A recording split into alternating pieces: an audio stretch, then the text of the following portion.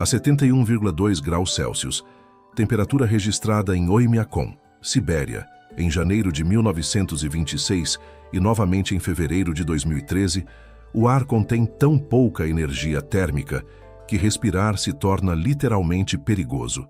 Cada inspiração congela vapor d'água dentro dos pulmões, formando cristais microscópicos que danificam tecido alveolar. Lágrimas solidificam antes de cair pela face. Saliva congela entre lábios. Metal nessa temperatura torna-se quebradiço como vidro e quebra sob pressão mínima. Borracha vira pó. E carne humana exposta congela sólida em menos de 2 minutos. Células rompendo conforme água intracelular se expande ao congelar.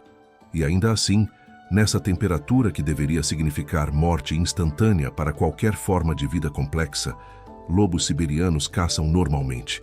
Perseguem presas através de neve de 1,5 metros de profundidade. Tigres siberianos, os maiores felinos do planeta, movem-se como fantasmas através de florestas congeladas. Renas migram milhares de quilômetros.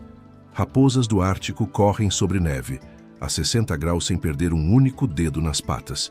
Corujas das neves voam silenciosamente através de nevascas que cegariam qualquer outro predador. Como isso é possível? Como vida não apenas persiste, mas prospera em condições que representam literalmente o limite físico de onde carbono baseado pode funcionar. O inverno russo não é estação climática como conhecemos em regiões temperadas. Não é 3 meses de frio seguidos por primavera. É evento de extinção em massa repetido anualmente. Começa em setembro, termina em maio. 9 meses, onde temperatura raramente sobe acima de 20 graus Celsius. Onde escuridão domina por 20 horas diárias durante meses no extremo norte. Onde comida, plantas, sementes, pequenos animais desaparece completamente sob 3 metros de neve compacta. Onde o simples ato de se mover através de terreno demanda o dobro, às vezes o triplo de energia comparado a condições normais. E nesse ambiente impossível, apenas uma fração minúscula de espécies consegue existir. Não as mais inteligentes, não necessariamente as mais rápidas ou fortes, mas aquelas com adaptações tão extremas, tão especializadas, tão perfeitamente calibradas para frio absoluto, que transformaram aquilo que deveria ser desvantagem mortal em vantagem competitiva incomparável. Este documentário revela os sobreviventes do impossível. Criaturas que não fogem para sul quando temperatura despenca, que não hibernam esperando condições melhorarem, que enfrentam o frio mais letal da Terra e não apenas resistem, reinam, que desenvolveram soluções biológicas para problemas termodinâmicos que engenheiros humanos ainda lutam para resolver. E o mais extraordinário, o mais contraintuitivo de tudo, esses animais não apenas sobrevivem ao inverno russo, prosperam nele, porque quando a temperatura elimina 90% da competição, quando apenas especialistas extremos conseguem funcionar, os 10% perfeitamente adaptados herdam território vasto e vazio, herdam recursos sem competição, herdam domínio absoluto sobre um reino congelado onde nenhum outro ousa entrar. 17 milhões de quilômetros quadrados, território maior que a América do Sul inteira, estendendo-se desde fronteiras da Europa até o Oceano Pacífico. E durante 9 meses do ano, esse território inteiro se transforma no teste definitivo de sobrevivência, no campo de prova onde apenas soluções evolutivas mais perfeitas são suficientes, onde cada movimento errado, cada caloria desperdiçada, cada adaptação ligeiramente imperfeita significa morte. E os animais que passaram nesse teste, que foram refinados através de milhões de anos de invernos brutais, de seleção natural implacável que eliminou qualquer linhagem que não fosse absolutamente perfeita, são obras-primas de engenharia biológica, são bibliotecas vivas de conhecimento sobre termorregulação, sobre eficiência metabólica, sobre sobrevivência em limites absolutos onde física permite vida. Se você quer descobrir como vida não apenas persiste, mas domina o lugar mais frio permanentemente habitado da Terra, onde temperatura testa limites do que biologia consegue suportar, onde cada dia é batalha contra a extinção por congelamento, curta este vídeo agora e inscreva-se no canal. Porque o inverno extremo da Rússia, o território onde apenas os mais fortes sobrevivem, onde a adaptação perfeita é a única moeda que compra mais um dia de vida, está prestes a ser revelado. E depois que você entender o que realmente significa sobreviver onde sobrevivência deveria ser impossível, você nunca mais olhará para o inverno da mesma forma. A Rússia no inverno não é apenas fria. Frio não captura a realidade. É o maior território contínuo de frio extremo do planeta. 17 milhões de quilômetros quadrados, onde a temperatura média de janeiro varia entre 25 e 50 graus Celsius, dependendo da região. E não são picos ocasionais de frio extremo. É isso todos os dias, todas as noites, por meses consecutivos. Em Yakutsk, capital da Yakutia siberiana, temperatura não sobe acima de 0 grau de outubro a abril, 7 meses. E durante os meses mais frios, dezembro, janeiro, fevereiro, média diária é 40 graus. E essa não é apenas estatística abstrata. A 40 graus Celsius, processos físicos fundamentais mudam. Água em qualquer superfície exposta congela instantaneamente. Metais contraem-se e tornam-se quebradiços. Borrachas perdem elasticidade completamente. Plásticos racham. E organismos vivos enfrentam um desafio termodinâmico brutal. Manter temperatura interna de 37 graus, quando o ambiente está a 77 graus mais frio, exige gasto energético contínuo, massivo, que drena reservas de gordura em velocidade alarmante. E é nesse ambiente, nesse teste extremo de termorregulação e eficiência metabólica, que evoluíram alguns dos animais mais extraordinariamente adaptados do planeta. Não uma ou duas espécies com truques interessantes, mas comunidade inteira de criaturas onde cada membro representa a solução perfeita para aspectos diferentes do desafio de sobreviver em frio absoluto. O primeiro desses sobreviventes não é apenas o maior felino vivo. É predador apex que transformou o inverno siberiano em território de caça exclusivo.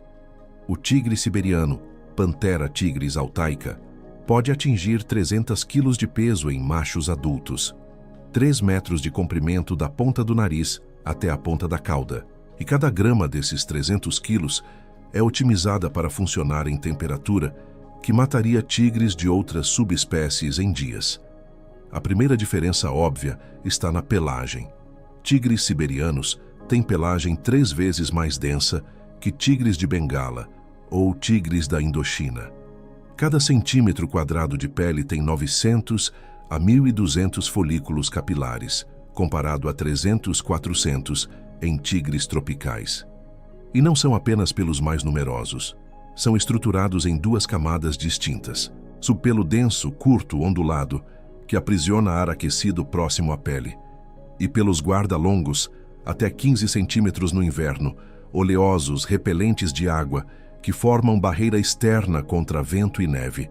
Mas isolamento não é suficiente quando você é predador que precisa se mover, caçar, gastar energia.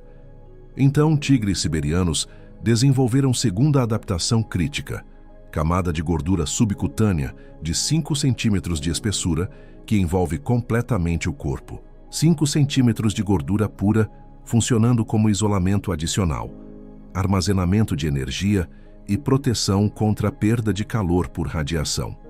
Um tigre siberiano adulto bem alimentado no início do inverno pode ter 40 a 50 quilos de gordura corporal, reserva que será queimada ao longo dos meses frios.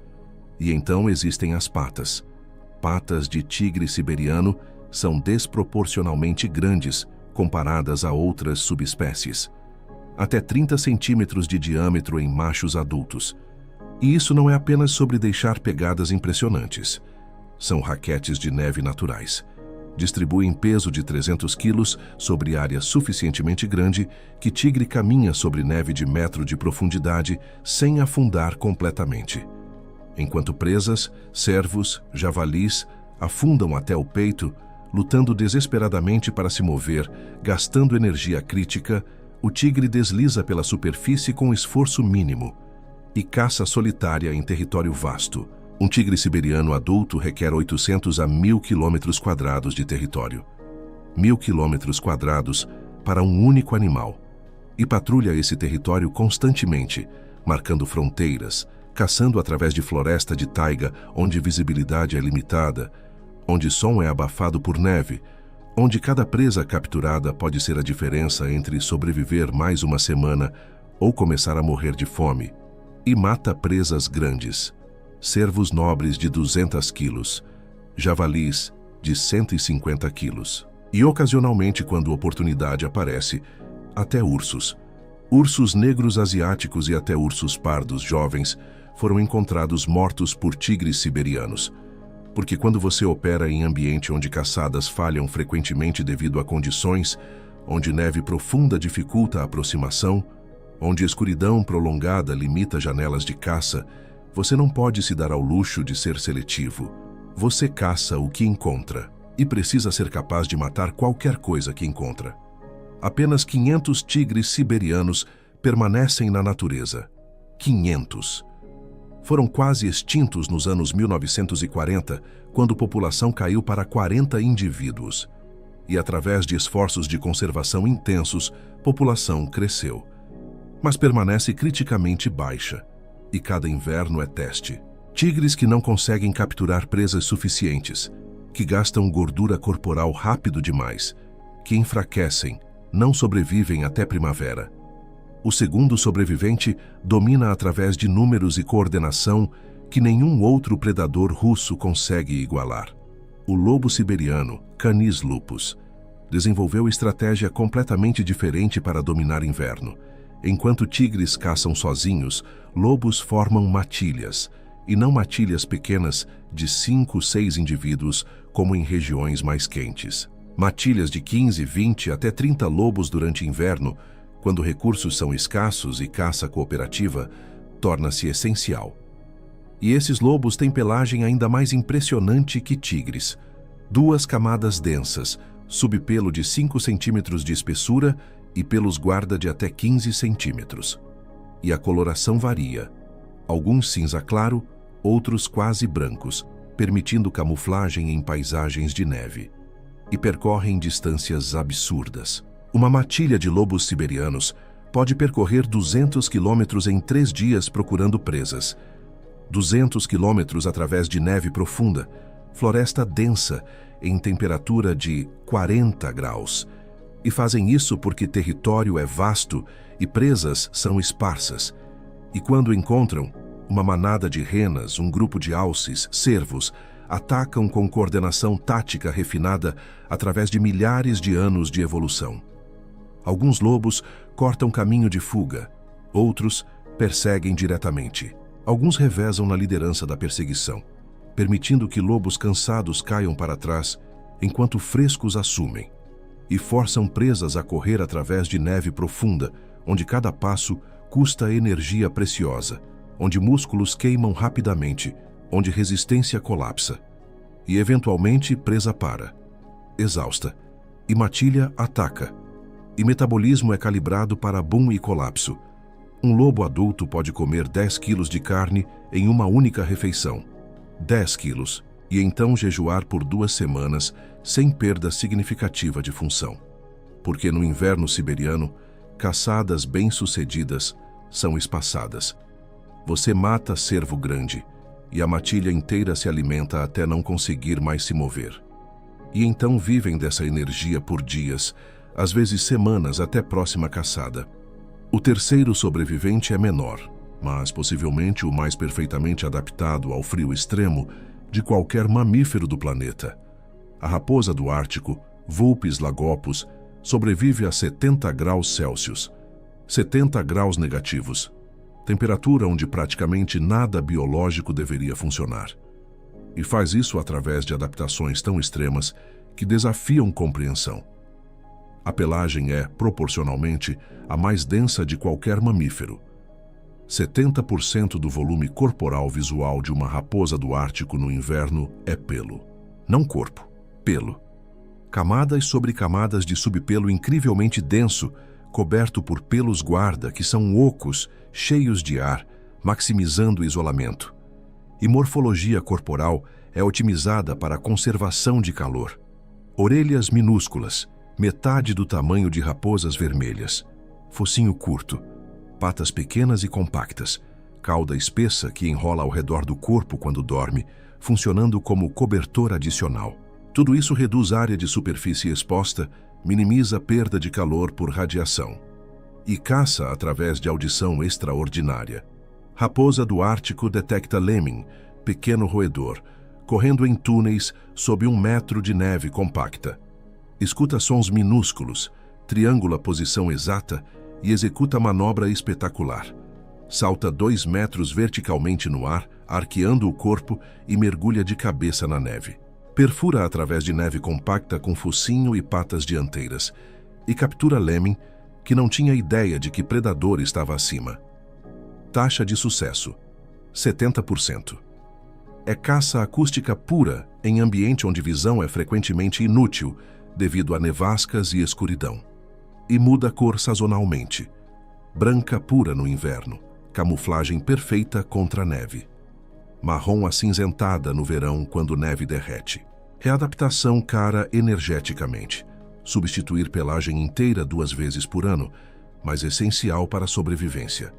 O quarto sobrevivente domina os céus noturnos através de adaptações sensoriais que parecem pertencer à ficção científica.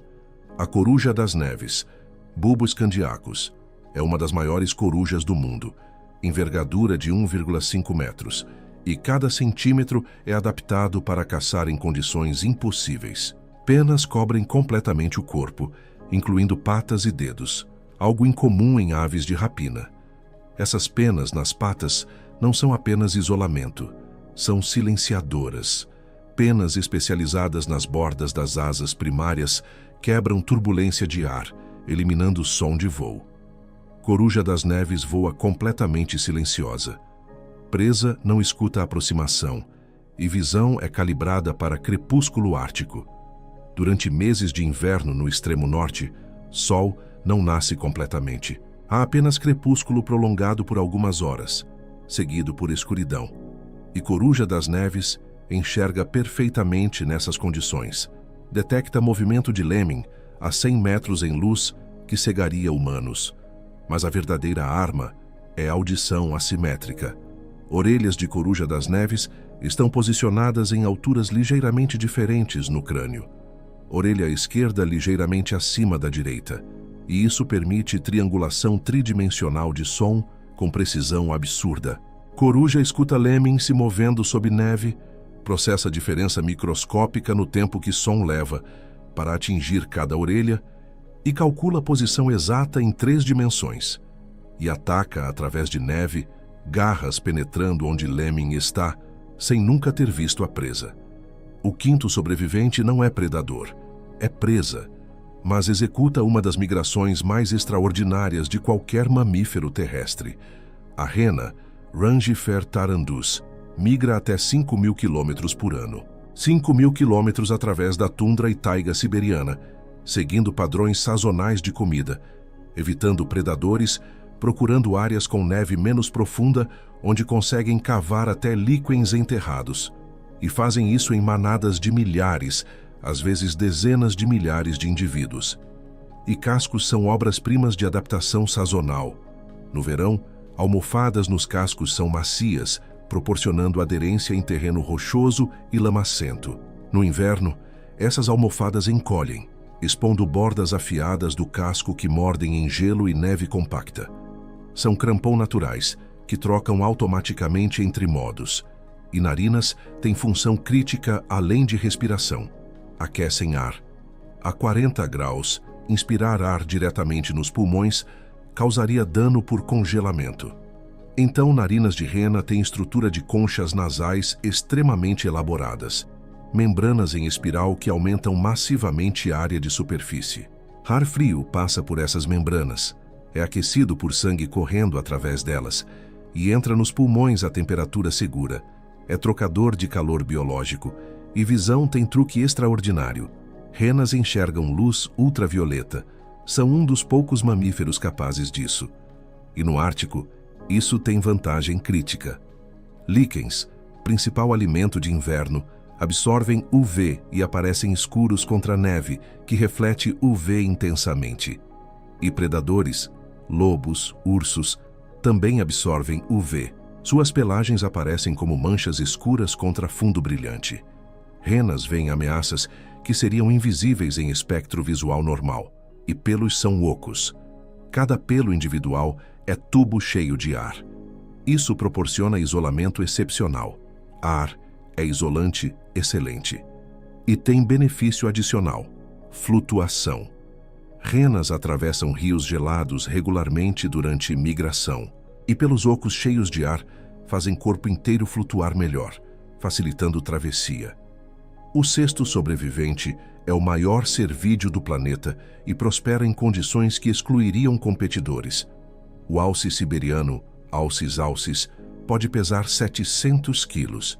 E esses 700 quilos são sustentados por pernas desproporcionalmente longas, até 2 metros do chão ao ombro em machos grandes.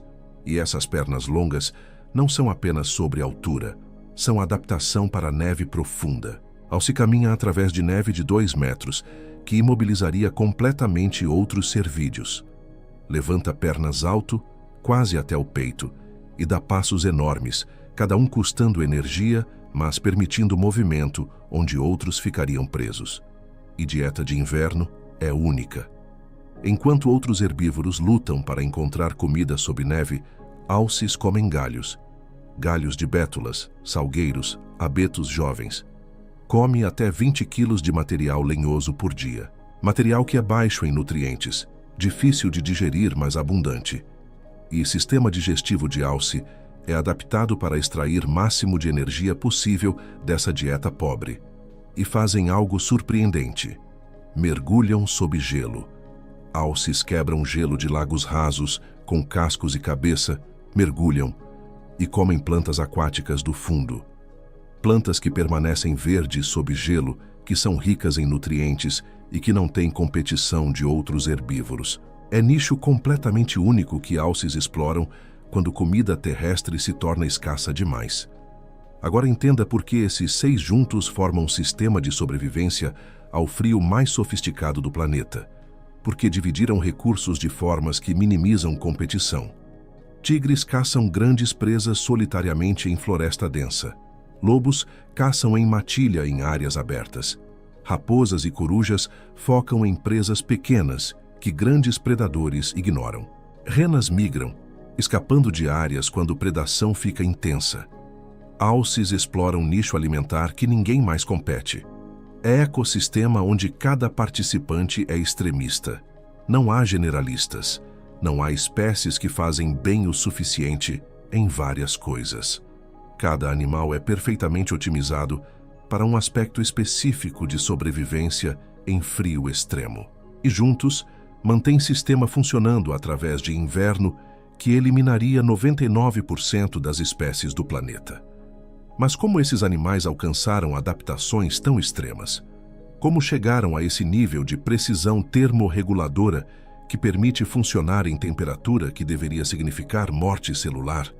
A resposta está em 2 milhões de anos de invernos brutais, 2 milhões de anos de seleção natural implacável, onde cada inverno eliminou qualquer linhagem que não fosse absolutamente perfeita. 2 milhões de anos de tentativas e erros, onde erro significava congelamento, inanição, extinção. E apenas as soluções mais refinadas, as adaptações mais precisas, as estratégias mais eficientes sobreviveram para passar genes adiante. O que vemos hoje quando observamos um tigre siberiano caçando a 40 graus, uma raposa do Ártico mergulhando através de neve, uma rena migrando milhares de quilômetros, um lobo perseguindo presa por horas em frio extremo, não é apenas comportamento animal interessante. É conhecimento comprimido. É biblioteca de soluções para problemas termodinâmicos que engenheiros humanos ainda lutam para resolver. E finalmente a ciência moderna começou a entender que essa biblioteca existe para ser estudada, decodificada, aplicada. Porque escondido em cada adaptação desses animais, em cada pelo estruturado de forma única, Em cada ajuste metabólico refinado por pressão evolutiva, está conhecimento que pode salvar vidas humanas, que pode resolver problemas médicos críticos, que pode inspirar tecnologias que transformam como sobrevivemos em ambientes extremos.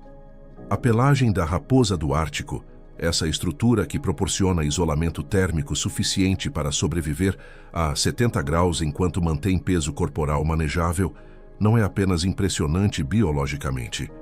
É engenharia de materiais que desafia nossas melhores tentativas de replicação sintética. Cada pelo é estruturado em camadas, núcleo oco cheio de ar, paredes com estrutura celular que aprisiona ar adicional em bolsas microscópicas e superfície externa oleosa que repele água e vento. É sistema de isolamento tridimensional onde ar aprisionado, o melhor isolante natural, é maximizado enquanto o peso é minimizado. E cientistas de materiais estão estudando essa estrutura meticulosamente para desenvolver roupas de proteção extrema, não para uso casual. Para astronautas, para trabalhadores em ambientes criogênicos, para equipes de resgate em condições polares. Porque nossos melhores isolantes sintéticos, aerogel, espuma de alta tecnologia, ou são muito pesados ou muito volumosos. A raposa resolveu esse problema há milhões de anos, e copiar a geometria exata dos pelos, a proporção de ar para material sólido, a estrutura multicamadas, pode revolucionar equipamento de proteção térmica. E não para por aí. A capacidade da raposa de manter temperatura corporal estável a 70 graus sem tiritar, sem desperdiçar energia em contrações musculares, envolve termogênese não tremulante. Tecido adiposo marrom especializado que queima gordura diretamente para gerar calor sem movimento muscular. E a eficiência desse sistema em raposas do Ártico é extraordinária. Elas geram calor suficiente para compensar perda térmica extrema enquanto mantém metabolismo basal apenas 20% acima do normal. Pesquisadores médicos que trabalham com hipotermia, condição que mata milhares anualmente, estão estudando intensivamente esse sistema. Porque quando humanos ficam hipotérmicos, corpo automaticamente começa a tiritar, tentando gerar calor através de contração muscular. Mas tiritar consome oxigênio rapidamente e é ineficiente. Se conseguirmos ativar termogênese não tremulante em humanos de forma controlada, farmacologicamente ou através de estimulação, poderíamos tratar hipotermia muito mais eficientemente. E também tem aplicações em cirurgia. Induzir hipotermia controlada protege órgãos durante procedimentos complexos, mas precisa ser revertida com segurança. Entender mecanismos da raposa pode transformar esses protocolos. Os cascos sazonalmente adaptativos da rena, estrutura que muda de macia e aderente no verão para dura e cortante no inverno, estão inspirando o desenvolvimento de calçados adaptativos. Imagine botas que ajustam automaticamente a aderência, baseado em temperatura e superfície. No gelo, sola se torna mais rígida com protuberâncias que mordem. Em terreno rochoso, sola amolece para maximizar a área de contato. A rena faz isso biologicamente, através de mudanças no tecido da almofada do casco, controladas por hormônios sazonais e temperatura. Replicar isso artificialmente, usando materiais inteligentes, polímeros que mudam rigidez com temperatura ou estruturas mecânicas que se expandem e contraem, é objetivo de múltiplas equipes de pesquisa. E a capacidade da rena de aquecer ar de 40 graus para 37 graus dentro das narinas, sem perda excessiva de calor corporal, sem dano por congelamento, é trocador de calor biológico de eficiência notável. A estrutura das conchas nasais maximiza a área de superfície em volume mínimo. Sangue quente flui em capilares extremamente próximos da superfície onde ar frio passa. Calor transfere, ar aquece. Mas o sistema é desenhado de forma que sangue resfriado retorna ao corpo através de veias que correm adjacentes às artérias que trazem sangue quente. Isso é contracorrente de troca de calor. Sangue frio saindo captura calor do sangue quente entrando, pré-aquecendo-o. É sistema de recuperação de energia que minimiza a perda. Engenheiros que projetam sistemas de ventilação para ambientes extremos, bases polares, estações espaciais, habitats submarinos, estudam esse sistema, porque aquecer ar frio consome energia massiva. Se pudermos capturar calor do ar exalado para pré-aquecer ar entrante, exatamente como renas fazem, eficiência energética aumenta dramaticamente. A visão ultravioleta da rena tem aplicações surpreendentes em tecnologia de detecção, porque o UV não é apenas sobre ver cores diferentes. No Ártico, neve reflete UV intensamente enquanto objetos orgânicos absorvem. Isso cria contraste extremo que não existe em espectro visual normal. E sensores UV inspirados na visão de rena estão sendo desenvolvidos para a detecção de avalanches. Pessoas soterradas aparecem como manchas escuras contra a neve brilhante. Para busca e resgate, corpos aparecem claramente mesmo em condições de névoa ou nevasca. E para a agricultura, pragas de insetos e doenças de plantas têm assinaturas UV distintas, que são invisíveis a olho nu. O metabolismo extremamente flexível do lobo siberiano, capacidade de alternar entre consumo massivo e jejum prolongado sem perda de função, está sendo estudado por pesquisadores que trabalham com doenças metabólicas. Porque lobos fazem algo que humanos não conseguem. Durante jejum, eles preservam massa muscular enquanto queimam gordura agressivamente. Em humanos, jejum prolongado resulta em catabolismo muscular. Corpo quebra músculos para energia. Mas lobos têm mecanismos hormonais que protegem músculo enquanto mobilizam gordura. Entender esses mecanismos pode revolucionar tratamento de obesidade, diabetes e condições onde o metabolismo precisa ser regulado com precisão. E também tem aplicações em medicina esportiva e espacial. Astronautas perdem massa muscular em gravidade zero. Se conseguirmos ativar vias metabólicas de proteção muscular que lobos usam, poderíamos prevenir atrofia. A estrutura oca dos pelos de rena, tubos cheios de ar que proporcionam isolamento e flutuação, inspirou o desenvolvimento de materiais compostos de peso ultraleve. Engenheiros aeroespaciais estão projetando painéis estruturais com geometria inspirada em pelos de rena, tubos ocos de carbono ou metal em arranjo denso, proporcionando rigidez estrutural, com peso mínimo e isolamento térmico excelente. É solução para construir habitats em Marte ou Lua, onde materiais precisam ser leves para transporte, mas fortes e isolantes para proteção. A caça acústica da raposa e coruja, capacidade de localizar presa sob neve através de som com precisão centimétrica, está influenciando tecnologia de resgate em avalanches. Pessoas soterradas fazem sons extremamente fracos, respiração mínima, movimentos pequenos, e detectar esses sons através de metros de neve é crítico. Microfones direcionais inspirados na estrutura da orelha de coruja, com geometria que amplifica frequências específicas, enquanto filtra ruído de vento, estão sendo testados. E algoritmos de triangulação baseados em como corujas processam diferenças temporais microscópicas entre orelhas estão melhorando rapidez de localização. E o voo silencioso da coruja das neves, penas especializadas que quebram turbulência e eliminam som, está revolucionando o design de drones e ventiladores. Porque ruído é frequentemente problema crítico. Drones de vigilância precisam ser silenciosos. Ventiladores em hospitais e laboratórios precisam mover ar sem criar poluição sonora. E penas de coruja resolveram isso através de microestrutura. Serrilhados minúsculos nas bordas das penas que quebram vórtices de ar antes que gerem som. Replicar essa geometria em pás de rotor ou hélices reduz ruído dramaticamente. O território da Rússia invernal não é apenas paisagem congelada. É laboratório de 2 milhões de anos testando sobrevivência em frio extremo. Cada animal é volume sobre termodinâmica, sobre eficiência metabólica, sobre materiais adaptativos, sobre sensores que funcionam em condições impossíveis, e apenas começamos a ler os primeiros capítulos dessa biblioteca. Qual dessas conexões te surpreendeu mais? Você tinha ideia de que roupas espaciais estão sendo projetadas baseadas em pelagem de raposa do Ártico?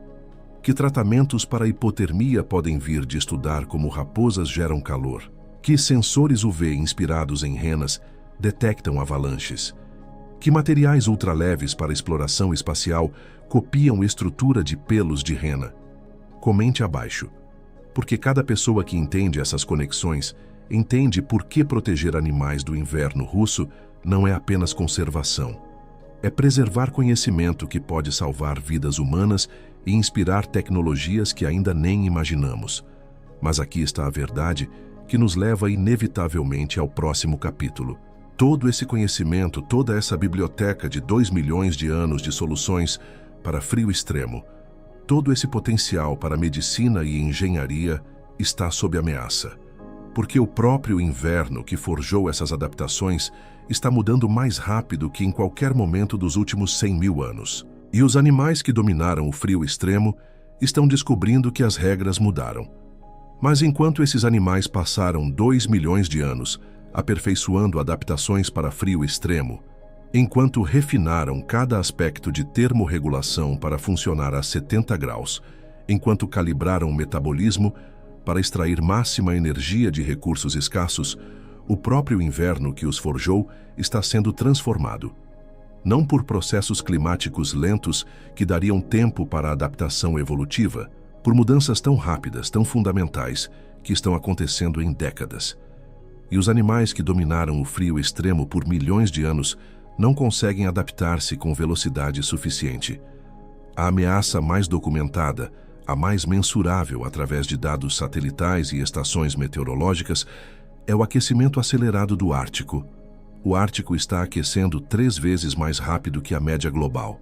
3 vezes. Temperatura média anual no norte da Sibéria subiu 3 graus Celsius desde 1980. Pode parecer pouco. Mas quando você opera em margem tão estreita de sobrevivência, quando cada grau significa diferença entre neve compacta e neve úmida, entre gelo sólido e gelo quebradiço, entre inverno de 9 meses e inverno de 7 meses, 3 graus é transformação sistêmica. E a manifestação mais óbvia está na duração do inverno.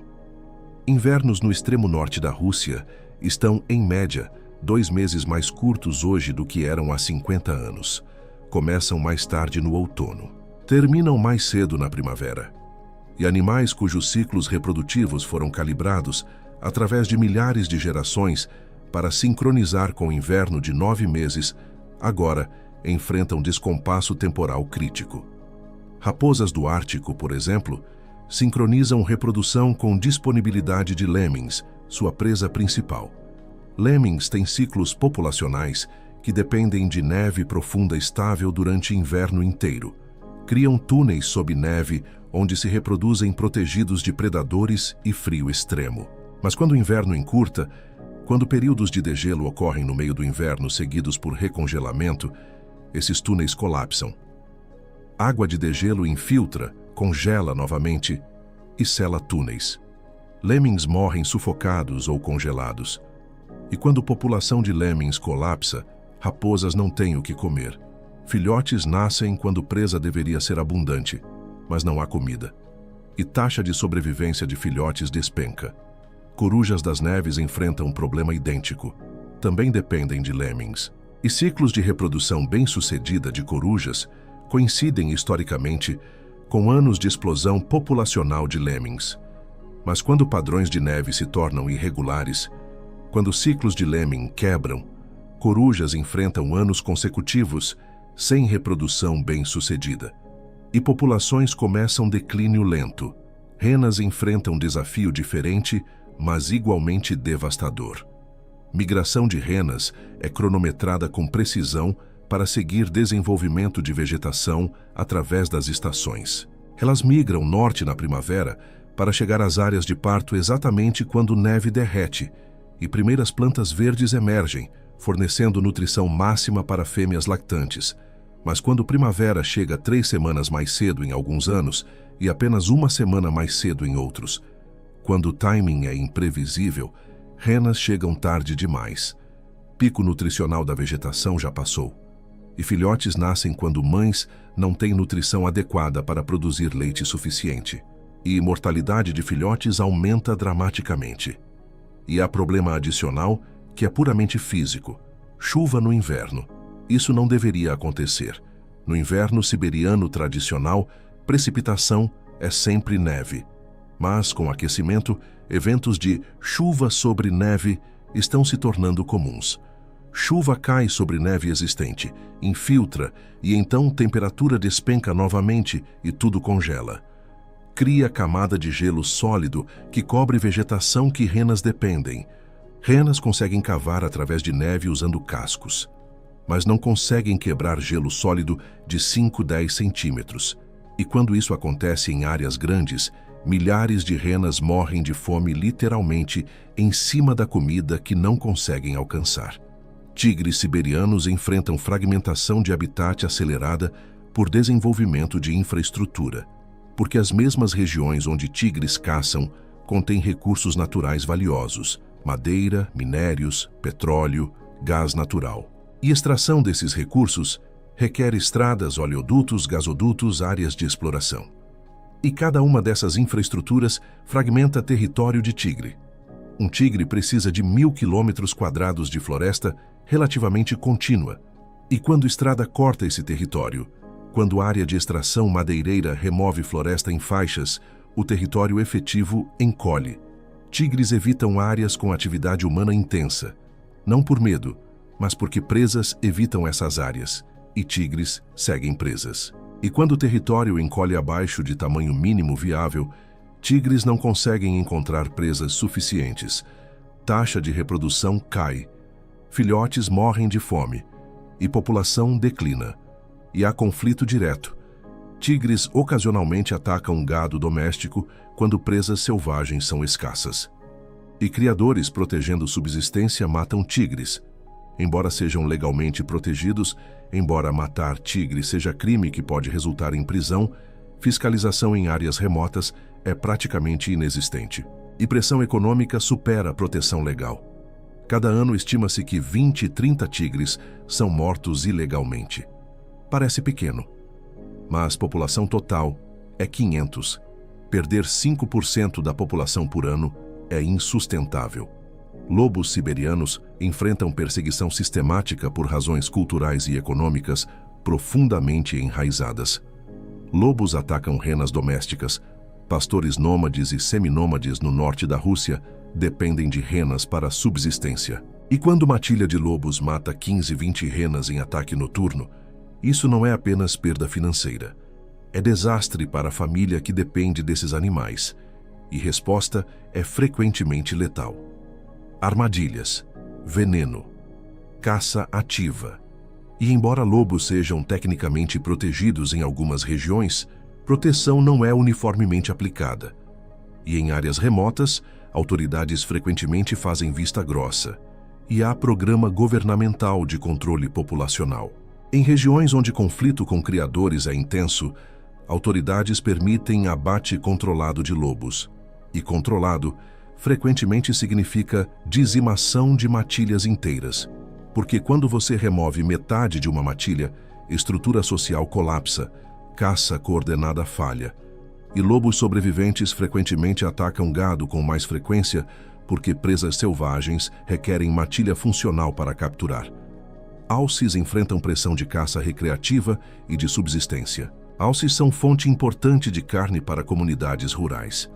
E caça legal existe com quotas estabelecidas, mas quotas são frequentemente baseadas em estimativas populacionais que podem estar desatualizadas ou imprecisas. E caça ilegal adiciona pressão que não é contabilizada. E quando você combina caça com mudanças climáticas que afetam disponibilidade de alimento, populações de alces em algumas regiões estão em declínio mensurável. E a ameaça que afeta todos igualmente: poluição industrial. Regiões de extração de petróleo e gás na Sibéria liberam contaminantes que se acumulam em cadeias alimentares. Metais pesados em plantas são consumidos por herbívoros, concentram nos tecidos. E quando predadores comem herbívoros, concentração aumenta. Isso é biomagnificação. E níveis de mercúrio e cádmio em tigres e lobos de áreas industrializadas são significativamente elevados. e, embora não causem morte imediata, comprometem sistema imunológico, reduzem fertilidade, causam defeitos de desenvolvimento em filhotes. E então existe a ameaça mais insidiosa, mais difícil de combater, desconexão entre conservação e realidade econômica local. Porque as pessoas que vivem nessas regiões, pastores, caçadores, trabalhadores de extração, não são vilões. São pessoas tentando sobreviver em ambiente extremamente hostil. E quando a escolha é entre proteger tigre e alimentar família, quando é entre tolerar lobos que matam rebanho e manter subsistência, a escolha é óbvia e racional. E programas de compensação existem. Governo paga por gado perdido para lobos, oferece subsídios para medidas de proteção, mas processos burocráticos são lentos.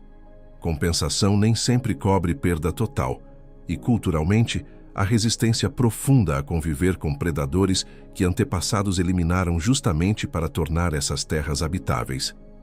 E enquanto debatemos políticas, enquanto cientistas publicam estudos alarmantes, enquanto ONGs fazem campanhas, o inverno continua mudando. Geleiras derretem. Permafrost descongela, liberando metano que acelera aquecimento. Padrões de neve tornam-se erráticos.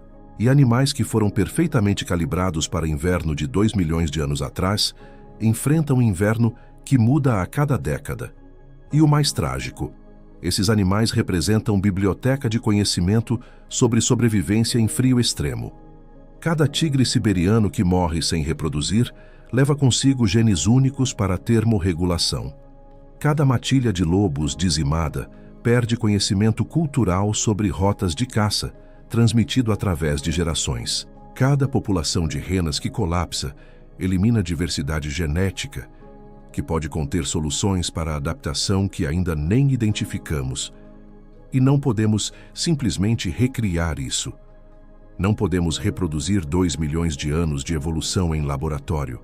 Quando perdido, é permanente. E cada inverno que passa, cada ano onde a temperatura sobe mais 1/10 de grau, cada nova estrada cortando o habitat, cada tigre morto ilegalmente, cada matilha de lobos eliminada por controle populacional, tudo isso nos aproxima de ponto onde esses animais não existirão fora de zoológicos. Onde inverno russo terá paisagem, mas não terá vida. Onde biblioteca será queimada antes de ser completamente lida. Áreas protegidas na Rússia para a fauna selvagem existem desde 1916, quando a primeira reserva natural, Barguzinski-Zapovednik, foi estabelecida especificamente para proteger a zibelina do colapso populacional. Hoje, a Rússia possui mais de 100 reservas naturais federais, cobrindo 270 mil quilômetros quadrados, parques nacionais espalhados pela Sibéria e Extremo Oriente, reservas de biosfera reconhecidas pela Unesco, zonas de proteção especial para tigres siberianos estabelecidas em 1992, áreas de conservação para ursos, lobos, renas, leis federais contra a caça ilegal de espécies ameaçadas com penalidades severas, até 7 anos de prisão por matar tigre siberiano, multas de até 1 milhão de rublos, confisco de armas e veículos, programas de reintrodução que custaram dezenas de milhões de rublos ao longo de décadas. Equipes de cientistas russos, alguns dos melhores ecologistas de fauna fria do mundo, monitorando populações através de colares GPS, câmeras de trilha, análise genética de amostras de pelo e fezes, drones equipados com sensores térmicos. ONGs internacionais trabalhando há décadas na Rússia. WWF Rússia, operando desde 1994. Wildlife Conservation Society, com projetos em toda a taiga siberiana. Amur Tiger Center, focado exclusivamente em conservação de tigres com centenas de funcionários, biólogos treinados, veterinários especializados em fauna selvagem, guardas florestais patrulhando milhares de quilômetros quadrados. Acordos internacionais assinados para proteger espécies migratórias como renas através de fronteiras entre Rússia, Noruega, Finlândia. Colaboração científica compartilhando conhecimento sobre conservação em climas extremos. Os dados existem. Populações são monitoradas anualmente com precisão crescente. Censos de tigres usando DNA de amostras ambientais, rastreamento de matilhas de lobos via satélite, estudos revisados por pares publicados em revistas científicas de alto impacto, Conservation Biology, Biological Conservation, Animal Conservation, documentando declínios, identificando ameaças, propondo soluções. As soluções técnicas foram propostas por especialistas internacionais. Corredores ecológicos meticulosamente mapeados, mostrando exatamente onde infraestrutura precisa ser modificada. Áreas críticas de reprodução identificadas através de anos de observação. Métodos de mitigação de conflito humano-fauna documentados, testados em campo, comprovados eficazes. E mesmo assim, apesar de todo esse aparato institucional, científico e legal, das reservas protegidas cobrindo área do tamanho da Nova Zelândia, das leis rigorosas com penalidades severas, das ONGs ativas com orçamentos de milhões, dos cientistas publicando alertas baseados em dados sólidos, dos programas de conservação implementados há décadas, as populações de predadores e herbívoros do inverno russo permanecem em declínio ou perigosamente estagnadas. Tigres siberianos, 500 indivíduos, número que não cresce significativamente há uma década, apesar de esforços intensos. Renas selvagens, população caiu 56% desde 2000, de 1,3 milhão para 600 mil. Lobos, perseguidos sistematicamente em áreas de conflito, apesar de proteção legal. E habitat continua encolhendo ano após ano. E conflitos com humanos continuam aumentando em frequência e intensidade. E inverno continua mudando mais rápido que capacidade de adaptação evolutiva permite. Por quê? Como é possível que com tanto conhecimento acumulado, tanto investimento financeiro, tanta atenção internacional focada, tanta expertise científica aplicada, a situação não melhora substancialmente? Por que proteção legal robusta não se traduz em recuperação populacional? Por que áreas protegidas não garantem sobrevivência? A resposta é devastadoramente, brutalmente simples. Porque o mesmo sistema que tenta proteger também depende fundamentalmente de explorar. As mesmas regiões que designamos como críticas para a conservação, que mapeamos como essenciais para a sobrevivência de espécies ameaçadas, são também repositórios de recursos naturais que sustentam a economia nacional e regional. E esses usos são fundamentalmente incompatíveis quando você precisa de escala necessária para desenvolvimento econômico que sustenta 144 milhões de pessoas. A taiga siberiana contém aproximadamente 25% das reservas florestais do mundo. 25% de todas as florestas do planeta concentradas em uma região. E madeira dessas florestas é exportação absolutamente crítica para a economia russa, gerando 20 bilhões de dólares anualmente em receita de exportação, sustentando diretamente 1 milhão de empregos no setor madeireiro. E, indiretamente, outros 2 milhões em transporte, processamento, logística.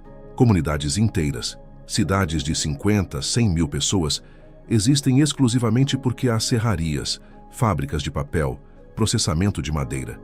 Sem essa indústria, essas cidades morrem, literalmente se despovoam.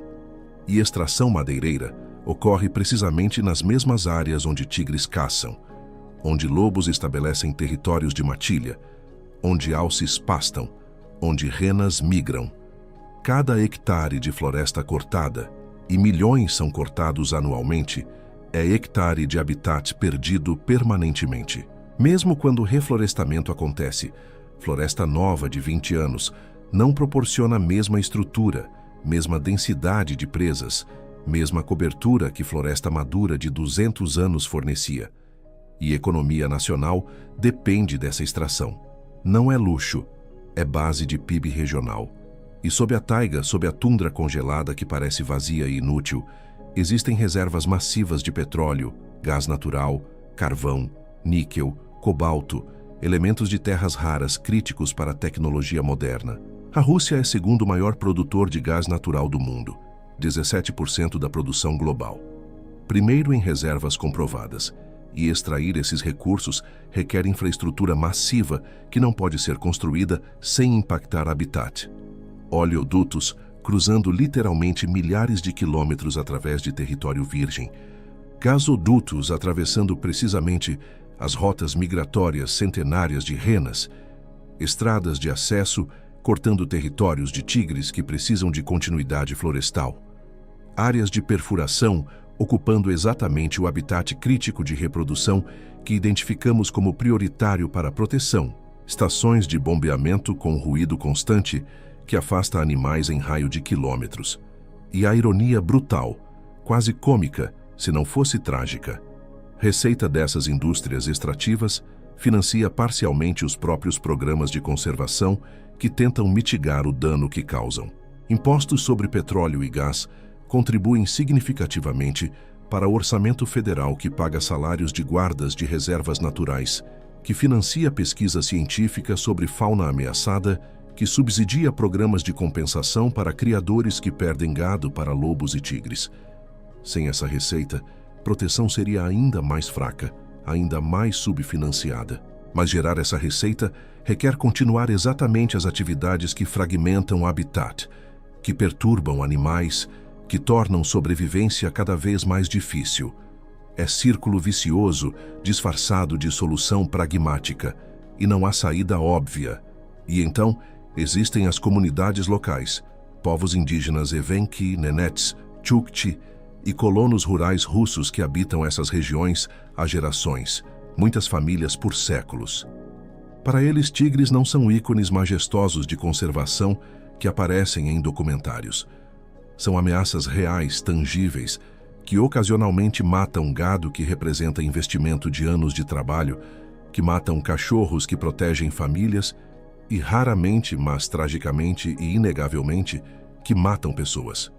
Últimos casos registrados de ataques fatais de tigres a humanos aconteceram em 2021. Não é memória distante. É realidade presente. Lobos não são predadores fascinantes que caçam coordenadamente em documentários de natureza.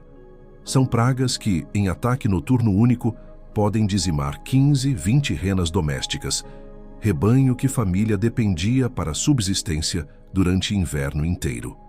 E quando isso acontece, não há supermercado a 20 quilômetros para comprar comida substituta. Você está em área remota, onde renas são alimentação primária, transporte, roupa, matéria-prima para ferramentas. Perder rebanho não é inconveniência financeira. É catástrofe que ameaça a sobrevivência da família.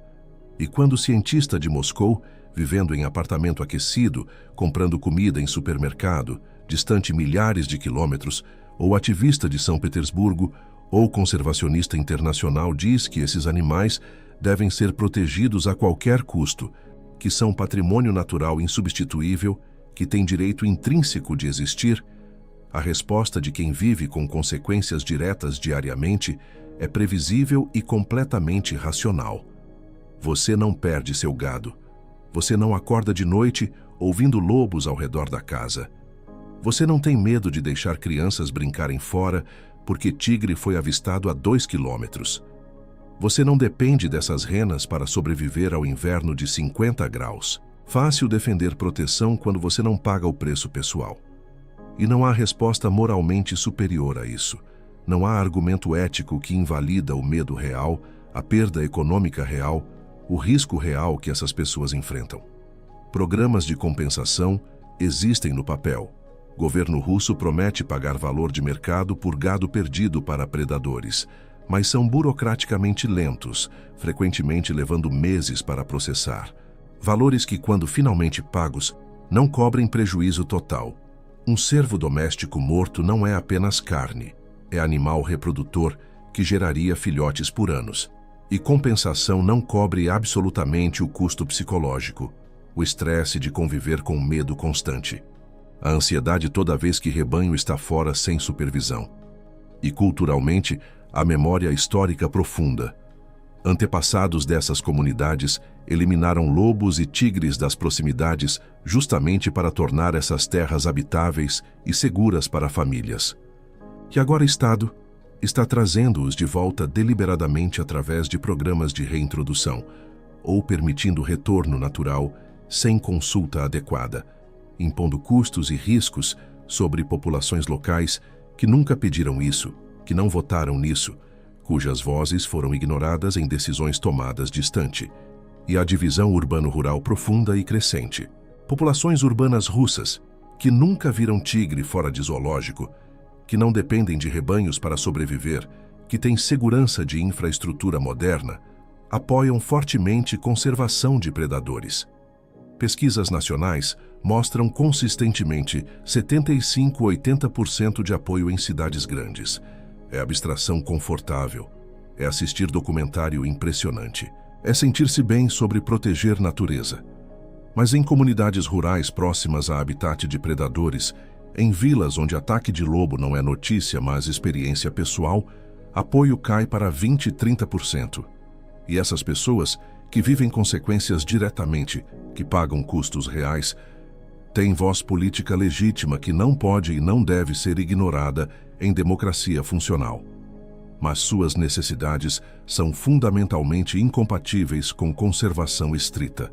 E ninguém descobriu como resolver isso satisfatoriamente. E então existe o paradoxo definitivo das mudanças climáticas. Porque, diferente de todas as outras ameaças que discutimos, fragmentação por infraestrutura, conflito humano-fauna, caça ilegal, todas essas, teoricamente, poderiam ser mitigadas através de políticas melhores, mais financiamento, fiscalização mais rigorosa, acordos negociados entre partes interessadas. São problemas locais com soluções potencialmente locais. Mas mudanças climáticas são globais, são sistêmicas, são resultado de emissões acumuladas de 200 anos de industrialização mundial. E Rússia, embora seja historicamente quarto maior emissor de gases de efeito estufa, representa apenas 4–5% das emissões globais anuais atualmente. E mesmo que a Rússia reduzisse suas emissões a zero, literalmente amanhã, parasse toda a indústria, todo o transporte, toda a geração de energia baseada em combustível fóssil, Ártico continuaria aquecendo devido a emissões acumuladas que já estão na atmosfera e continuadas de outros países. Particularmente China, 30% das emissões globais, Estados Unidos, 14%, Índia, 7%, União Europeia, 8%. E animais do inverno russo pagariam preço por decisões tomadas em Pequim, Washington, Nova Delhi, Bruxelas, lugares que nunca verão tigre siberiano selvagem, que não têm renas migratórias, que não têm interesse político direto em conservação dessas espécies específicas. É injustiça sistêmica que não tem resolução óbvia dentro de estrutura de governança global atual. Então, o que fazemos pragmaticamente?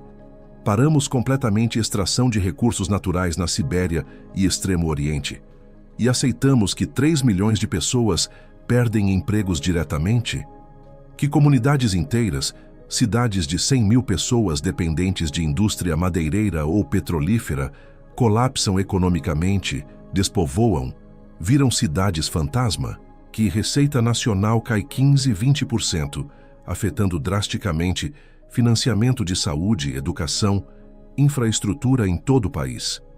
Proibimos pastoreio tradicional de renas e forçamos povos indígenas a abandonar modos de vida mantidos por literalmente 1000 anos. Expandimos áreas protegidas até cobrir 50%, 70% da Sibéria e aceitamos que território do tamanho da Europa fica economicamente inativo, sem gerar receita, sem sustentar população humana. Porque o inverno russo, sem esses predadores e herbívoros complexos, ainda será geograficamente frio, ainda terá neve cobrindo paisagem, ainda será tecnicamente Sibéria no mapa, mas será fundamentalmente, tragicamente vazio. Será paisagem sem vida complexa. Será território domesticado, controlado, simplificado, disfarçado de selvagem. E algo essencial, algo que existiu por milhões de anos, algo que não pode ser recriado ou trazido de volta uma vez perdido, terá desaparecido. Não apenas biologicamente, perda de espécies, colapso de ecossistemas, mas na própria ideia, no conceito fundamental do que significa selvageria real, do que significa deixar espaço genuíno no mundo para criaturas que existem não para nosso benefício, não para nosso entretenimento, não para nossa aprovação, mas simplesmente porque refinaram através de pressão evolutiva implacável a arte impossível de sobreviver, onde sobrevivência deveria ser impossível. Mas aqui está a verdade, que o desespero tenta obscurecer, que o cinismo trabalha para apagar, que a resignação quer que aceitemos como inevitável. Mudança real é possível, não fácil, não rápida, não garantida por declarações ou boas intenções, mas demonstravelmente, mensuravelmente possível, porque o inverno ainda existe com sua força brutal. Os predadores ainda caçam através de neve profunda. As renas ainda migram milhares de quilômetros. Os tigres ainda patrulham florestas de taiga. E quando a ação coordenada, persistente, cientificamente fundamentada, adequadamente financiada, é aplicada nos lugares certos com consistência ao longo de anos, resultados tangíveis aparecem. A população de tigres siberianos estava em 40 indivíduos em 1940. 40 tigres em um território do tamanho da Europa Ocidental. Extinção era questão de uma década, talvez menos. Geneticistas calculavam que população tão pequena estava abaixo de viabilidade mínima, diversidade genética insuficiente para a sobrevivência de longo prazo. E através de proteção rigorosa estabelecida em 1947, criação de reservas específicas para tigres, fiscalização intensificada, com guardas armados patrulhando territórios críticos, penalidades severas para a caça ilegal rigidamente aplicadas e programas de reprodução em cativeiro que eventualmente reforçaram diversidade genética, população cresceu para 500 indivíduos até 2020. É ainda criticamente baixa. É ainda insuficiente para a segurança populacional de longo prazo. Mas é prova irrefutável de que quando intervenção acontece com seriedade, quando recursos são alocados consistentemente por décadas, quando vontade política existe e é mantida através de mudanças de governo, espécies podem literalmente retornar da beira do abismo. Tigres que deveriam estar extintos há 80 anos estão caçando, reproduzindo, recolonizando áreas onde não eram vistos há gerações. Entenda que proteção efetiva não significa parar a economia completamente, não significa expulsar humanos de territórios, mas fazer desenvolvimento de forma que permite coexistência. É mais difícil, é mais caro no curto prazo, mas é a única forma que funciona no longo prazo. Torne-se parte do sistema sem destruí-lo. Exatamente como tigres que caçam precisamente, mas não esgotam populações de presas. Como lobos que perseguem e matam, mas deixam território capaz de regenerar. Como raposas que adaptam estratégias quando condições mudam. Como renas que migram encontrando equilíbrio sazonal. Como corujas que caçam com precisão perfeita sem desperdício. O inverno extremo da Rússia está esperando. Seus sobreviventes impossíveis, tigres fantasmas que caçam a 40 graus através de neve de 2 metros, lobos que coordenam em matilhas de 30 através de território vasto, raposas que mergulham em neve a 70 graus localizando presas pelo som, corujas que voam silenciosamente através de nevascas capturando presas invisíveis, renas que migram 5.000 quilômetros anualmente, alces que prosperam onde outros herbívoros morrem, estão esperando. A biblioteca viva de 2 milhões de anos de evolução em frio extremo ainda existe. Ainda está aberta para leitura. Ainda pode nos ensinar termodinâmica, que inspira roupas espaciais. Ainda pode nos mostrar materiais, adaptativos que revolucionam engenharia. Ainda pode nos salvar em emergências médicas futuras com conhecimento escondido em genes. Mas apenas se protegermos os professores enquanto ainda estão aqui. Apenas se agirmos enquanto ainda há tempo. Você está pronto para se mover?